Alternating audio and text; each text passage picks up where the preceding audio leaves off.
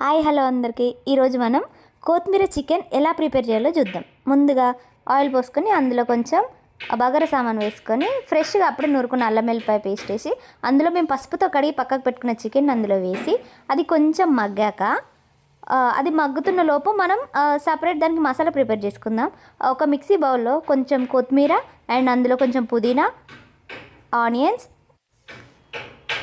వాటిని మిక్సీ పట్టుకున్న దాన్ని పక్కకు పెట్టి ఇప్పుడు ఏదైతే మనకి చికెన్ ఉడుకుతుందో అందులో మనం వేసుకోవాలి. మనం మిక్సీ పట్టుకున్న మిక్చర్ ఉంటుంది కదా, అది అందులో వేసుకొని కొంచెం వాటర్ యాడ్ చేసుకొని అది కొంచెం ఇంకా దగ్గరికి అయ్యే వరకు అలానే పెట్టేసి లాస్ట్లో ఏం చేయాలి అని అంటే టమాటా వేయాలి.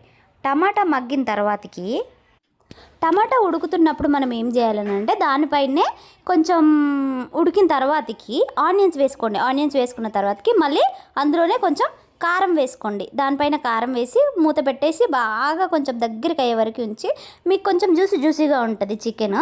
సో అందుకోసమనే పైన మీకు ఆనియన్స్ వేసుకోమని చెప్పిన. సో తర్వాతకి లాస్ట్లో ఏం చేయండి అని అంటే ఆనియన్స్, టమాటా ఇవన్నీ ఉడికిన తర్వాతకి కారంతో పాటు కొంచెం ఉప్పు కూడా జల్లుకోండి మీకు టేస్ట్ తగ్గట్టు.